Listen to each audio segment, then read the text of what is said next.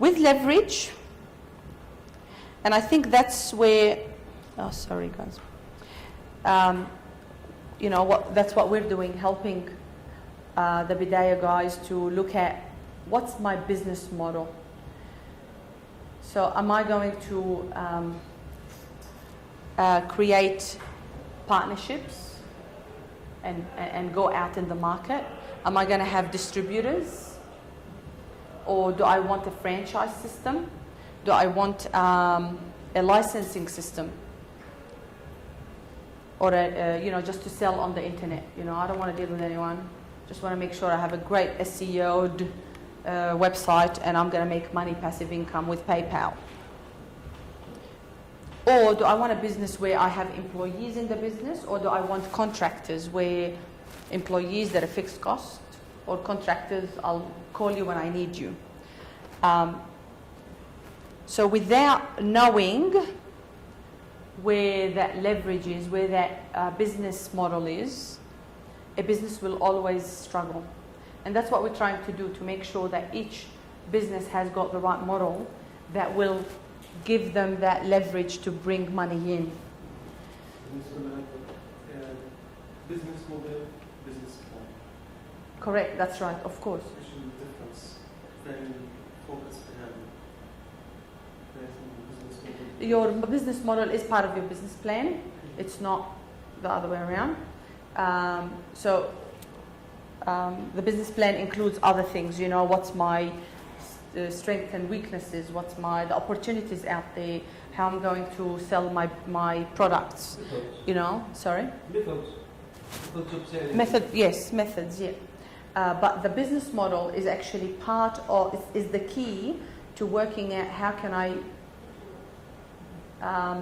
use the maximum amount of time that I have available, my 8 hours a day or 10 hours a day, to bring in more than I would focus on.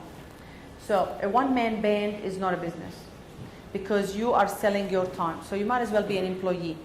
If I want to leverage, I want to bring more business in. Okay, the next thing is I go, well, I'm just going to get an employee. They're going to bring business in with me, and we're both going to bring more sales in the business. You're starting to leverage. That's what leverage is for doing the same thing. How can I get either more or others to do to bring more and build that business under that one umbrella? So that's why we want to perfect the right business structure for Jafra. Is it going to be distributors? Is it going to be partners? With data set as well, are we going to really have system integrators, or is that certified consultants so we can expand the market? And sometimes you have to test that model and see if it's going to work before you go, well, we've just got the right formula, because the moment you get the right formula, it's just going to be bring the business in. So start with Yeah. plan or model? Sorry? First is plan or model? First, plan. Business plan or the business model? Your business model is part of your business plan. So your business plan is everything from how I'm going to finance the business, how I'm going to market the business, where do I see, what's my vision. So your business model is part of that business plan. I think business plan is more general. Yes, it is. Model is specific.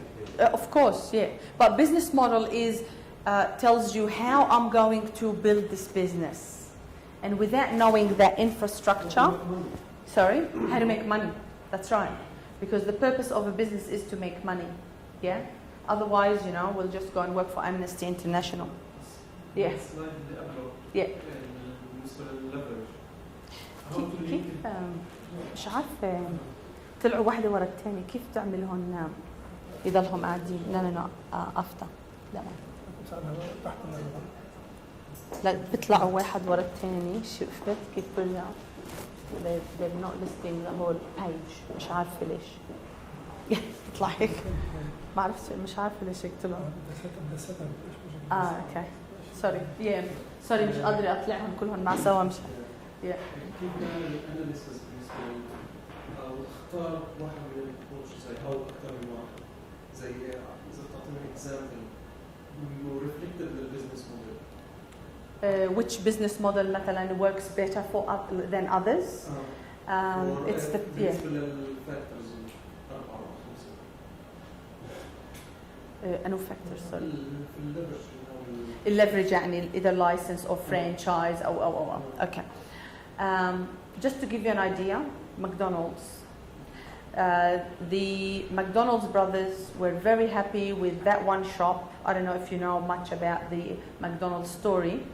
In the 1960s, they were very happy with the hamburger store. They perfected it, you know, how the employees do the hamburger. They had that system that we all know, yeah? And they only had that one shop. A guy called Ray Kroc came and had a look at this hamburger store and said, oh, I love it. You guys are churning out McDonald's hamburgers really well. It's like a زي الساعة زي ما بنقول بالعربي يعني ماشي البزنس على الساعة. قال لهم I'm going to buy your business. So they thought, what do you want to buy our business for? Like it's only a little shop. He paid them more than they really needed. So he bought it. And from that, he duplicated that concept. So he said, I'm going to expand the business by, he basically copied that same model, you know, how those kids, they were always kids, would do the hamburgers, who's getting the lettuce, who's cutting the tomatoes. He split the way you do the hamburger. So in a normal hamburger shop, it's one person doing the whole lot. At McDonald's, it's not. They split that process into different things, so everybody became like a specialist or just churn it all out. Yeah. So he did the same thing, and he said, well, I'm going to grow and have this McDonald's everywhere around the world. Whether you like McDonald's or think it's, you know, not healthy, or, you know, some people don't have that high opinion of McDonald's. But I believe that it's a great business idea, whether, you know, they're doing hamburgers or they're doing kebabs, you know. Because what he did, he got people who said, oh, I want to buy your shop and I want to pay a franchise for it. And for Ray, the guy who bought from these guys, he had zero risk. Because he said, all I'm going to do is sell you the same turnkey business. I know how this gets done. And I'm going to do the same thing in your shop that you're going to set up with your money. And then for every sale you make, I'm going to take 10%. And that's how he grew fast. So we have to look at each of those businesses and say, what is it that you want to leverage? You know, what's the right structure? So with, you know, like with, let's say, IT, it could be a licensing structure. And how can we going to get these licensees? Just to give you an idea with MYOB, let's say, and we discussed that with Dataset yesterday. They were an unknown entity in 2000, but because of the GST and everybody's worried about how businesses are going to report to the tax office, you know, how much GST they've collected, etc. Businesses started to get worried. How am I going to split the GST from the expenses, the GST from the income, and how I'm going to report it to the tax office? MYOB came and said, oh, we can do it for you, and created that software that they already had and sold it, but they didn't sell it directly to small, medium-sized companies. They used the model of between the small SMEs and us, there's the accounting firms. We're going to sell it to every accounting firm out there, and we're going to give them training. We're going to certify them as MYB consultant, and also sell them the CD at a wholesale price, where they can sell it as a retail price with like a package where we're going to train you with that, going to set up your chart of accounts. So it became like a product that they helped accounting firm to sell to their clients. So it was, for them, it was what we call a no-brainer. You know, I'm not thinking about it. I'm just going to buy this package. They charge us every month, whether we're selling to our clients or not, $60 a month. So they're making money that way.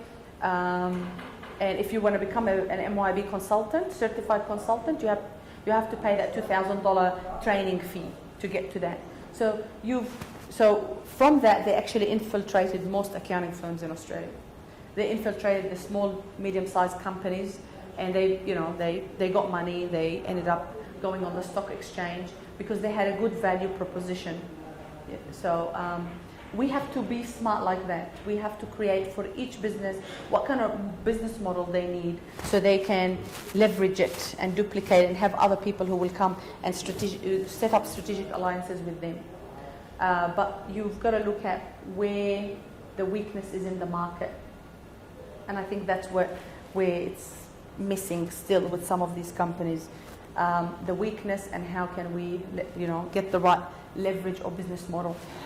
You have to analyze the business model in order to come up with a suggestion or conclusion. Yes, that's right. But we also have to analyze the business as well, because we need to know what's appropriate for that business and what would work and not work, and how much money they're willing to spend. Like Ray didn't spend anything.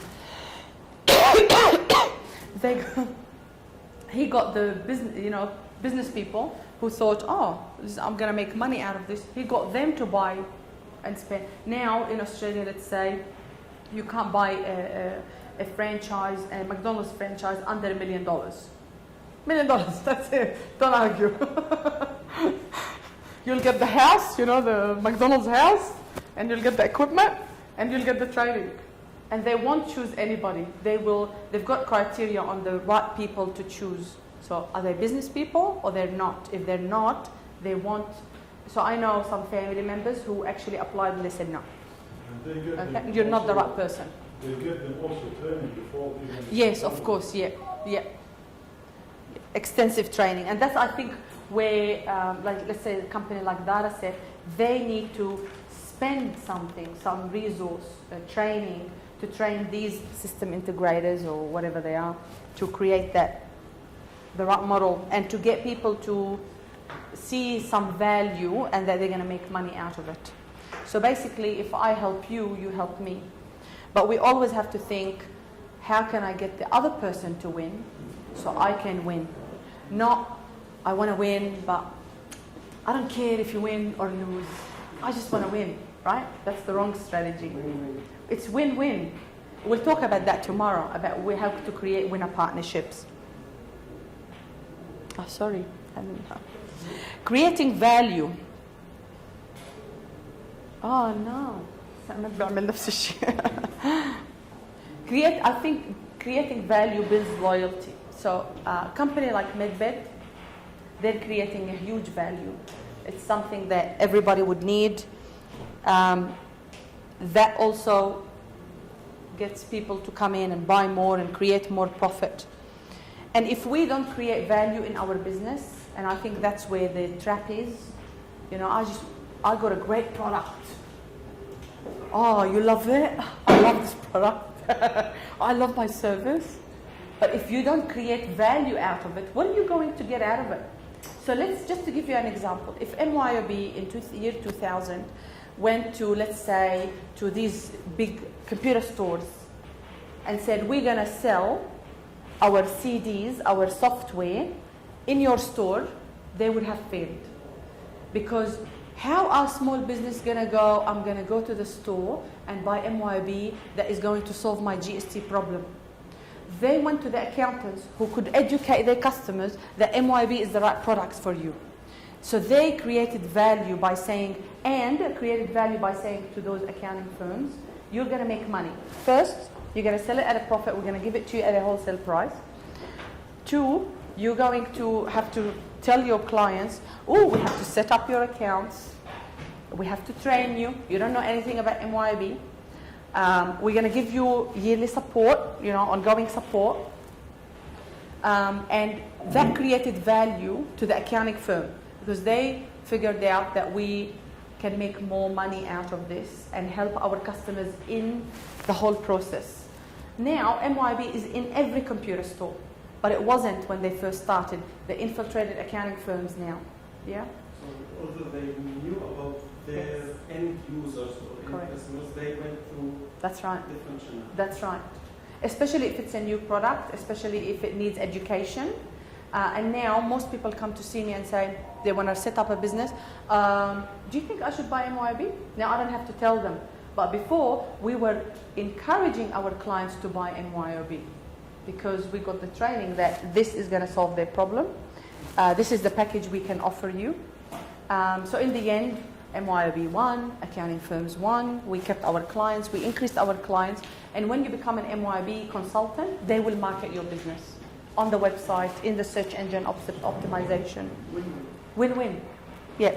So that's what we want to create, win-win partnerships, with our clients, with the clients and the business. Just a relation between employer and seller. No, it's a relationship. Because to create a sustainable business, you have to create relationships. If you want to get married, okay, Arabic culture شوية يعني, arranged marriage وهيك شيء, but it might be a bit less now. But you still, to make that marriage work, you have to build relationship. Otherwise, بضلهم يتقتلوا. Like, so if you want to really be happy, you have to give and take. You have to get the other person to win, so I can win.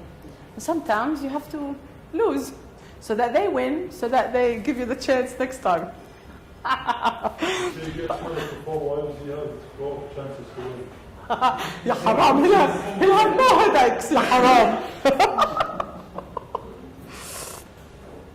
So yeah, we have to look at value creation in order to create those profits. To create value, to show that we create value to our clients, of course it has to be genuine, but we also have to make the client see that there is a difference. So what's different about my product, and how can I get them to perceive that it's different? Anyone can think of anything? Here's the difference between me or the other products. Yes. The added value Yes. for me to the customer. Yes. What's your business? I'm in the business of security systems, intelligent control systems. It's what? Intelligent control systems. Okay. Are we meeting? What's your name? Mesa. Maisa. Uh, Ahlan wa sahlan. Our business are equal for intelligent control system, which is how to see your and control or monitor your house or facility. Oh, yeah. Mobile application. Okay. So what's different about your product? Different from other, I don't know how many other service providers or First, out there. it's Yeah. customized for the customer. Customized, so you order what you need and I deliver Okay. at company. Okay. Second, it's a mobile application, not the desktop application. Yeah. You can see your house or Yeah. control your house Yeah. mobile. Okay. So the added value for me to my customers is those things and features. Okay. Do you think your customers know that, or would know that what you're talking about? Of course, when my salesperson and me myself Yeah. go to the customer, I Yeah. educate them about Okay. 1, 2, 3, 4, which is the difference between me and other systems. Okay. I'm just going to give you an idea of a company in Australia that started with nothing in security. Was called FAI Security, and they did this model. How can I get the customer to perceive something different from other security companies? And they didn't look at everything that you just mentioned. Okay. If you go and get, let's say, a plumber or an electrician to come to your house, I don't know how plumbers and Arab electricians and plumbers to come to your house. But let's say they come, first of all, when they come, are they always on time? No. They have bad reputation in Australia. When they come and fix it, do they clean after themselves? Okay. When they, when they do their business, do they go to your toilet? Let's say they want to go to the toilet. Do they use your toilet without asking you? If they can. Okay. So what FAI did, they reversed. So FAI, basically security company, they would come in and set up security systems to businesses. Their model was simple. We send our salespeople, knock on people's doors. Their salespeople were only paying commission, getting paid commission. So no risk. You make a sale, you get money. Then they would bring their other electricians, always nicely dressed and nice smell وهيك شيء يعني. Okay. What they did with their security installers. They had them wear clean uniforms. They came in clean cars with the logos on the company cars. They were not, like kind of bomb cars. They were new cars. Okay? They had FBI security on, colored on the cars, so you could see them anyway. The tradespeople who set up the security, they were dressed, always had to dress in a clean uniform. It showed the logo of the company. They were shaven. Lots of electricians come to your house not shaven. They had perfume on. When they came to install, they would put like a white sharshaf, and where they have to install it. So any mess they did, it would go on the thing. They vacuumed after, so they had a vacuum cleaner. They vacuumed after they did the job. Then, on top of that, once they did everything and installed, this is on purpose. They say to the customer, I've got 10 minutes extra. I did the job early. Your system was good. I set it up nicely. If you need anything in the house, I can fix for you. I'm here already. It's not costing you anything. Do you have a bulb I can fix?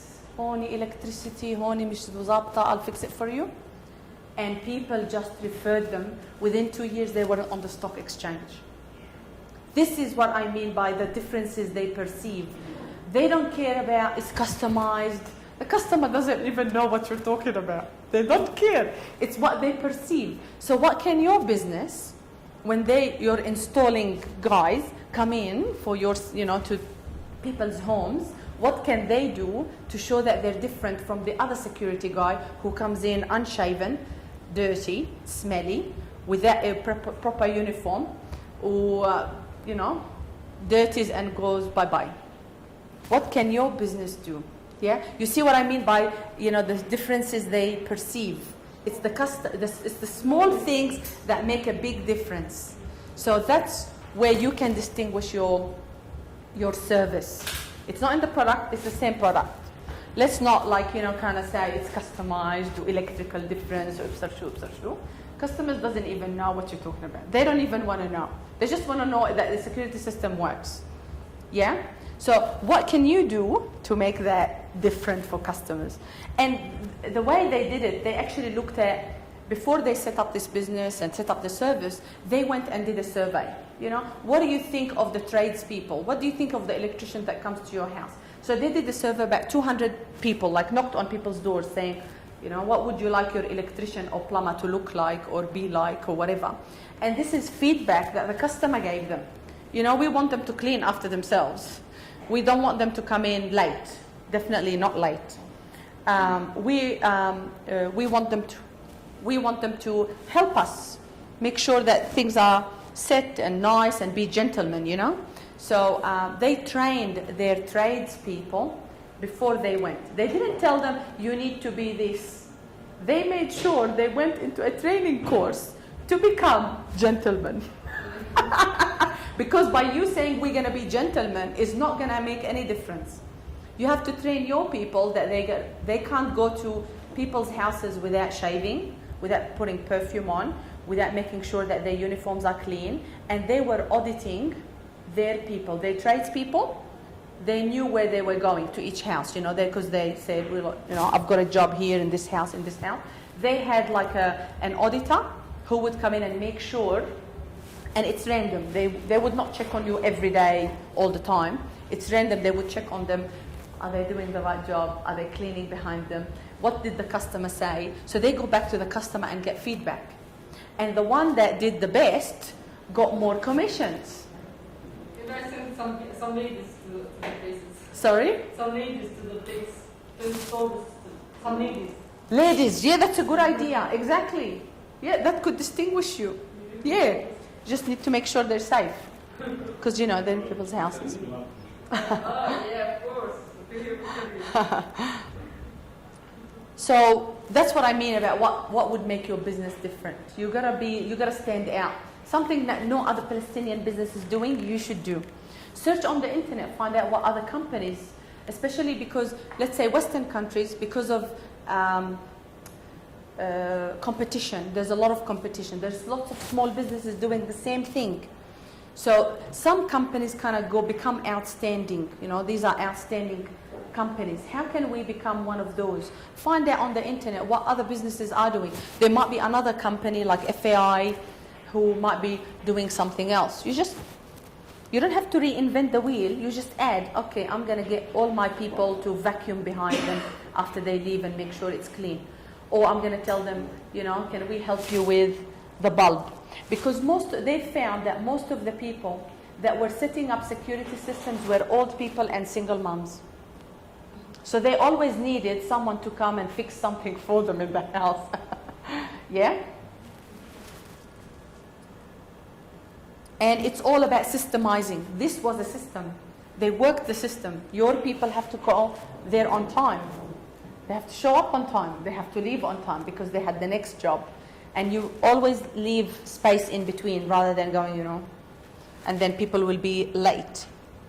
So systemize the business and humanize the other. And they worked very well with humanizing, you know, what kind of tradespeople go to their houses and do security. That's brilliant. It's one of the success stories in Australia back in the 90s. So we have to look at how can we dazzle the customer. Even if it's a Palestinian customer, they're human, and they will see value when they, you know, they will feel the value when they will recognize it. So we're going to look at dazzling them, you know. Are we going to take them on a beach, on a holiday? What are we going to do with them? So the more we do, the more we will sell. Any questions?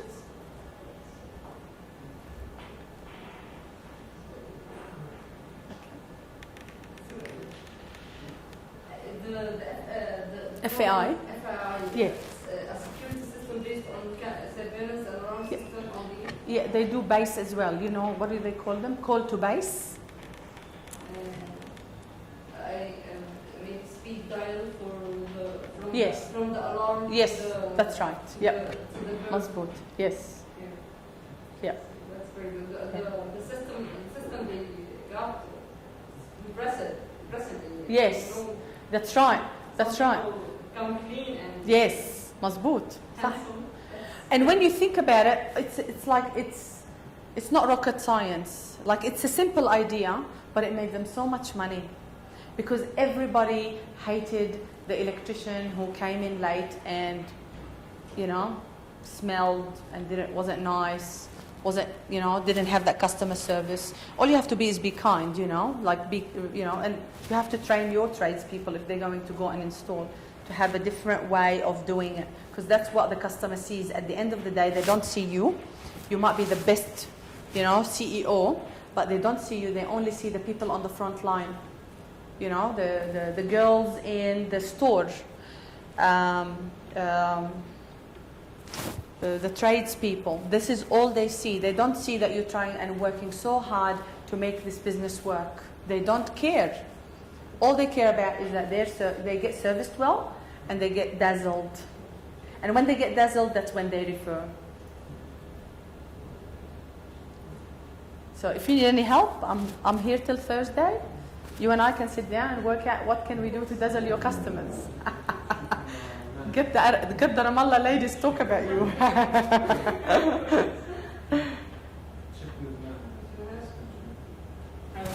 Yeah. So when you see these things, it's kind of, business becomes interesting.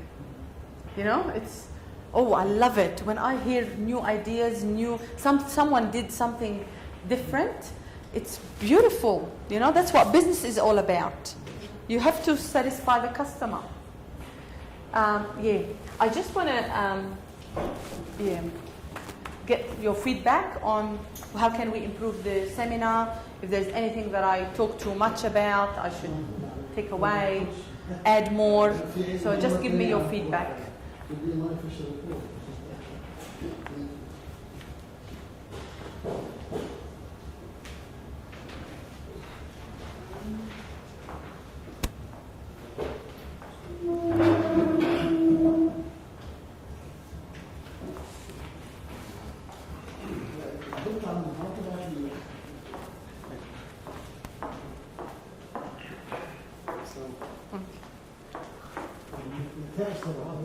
تسمع هيك تسوي وقفتها. لا لا يس.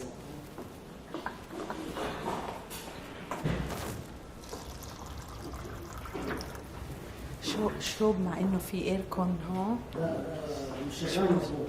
مش شغال مزبوط. بس مظبوط، لا مش مظبوط. في واحد يا بدك ياخذ فحصوا من جوا كمان امبارح غير المروحه.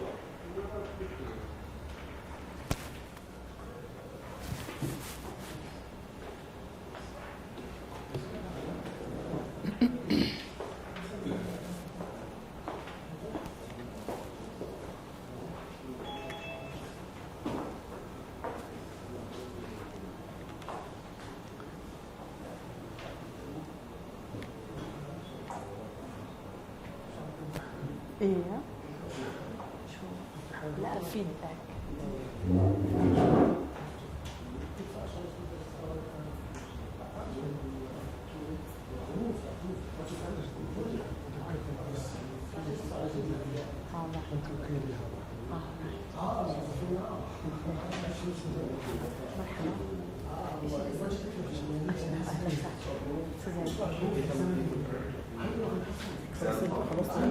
خلصنا.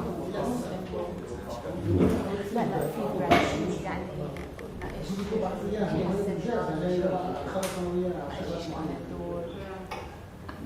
هيك شيء يعني.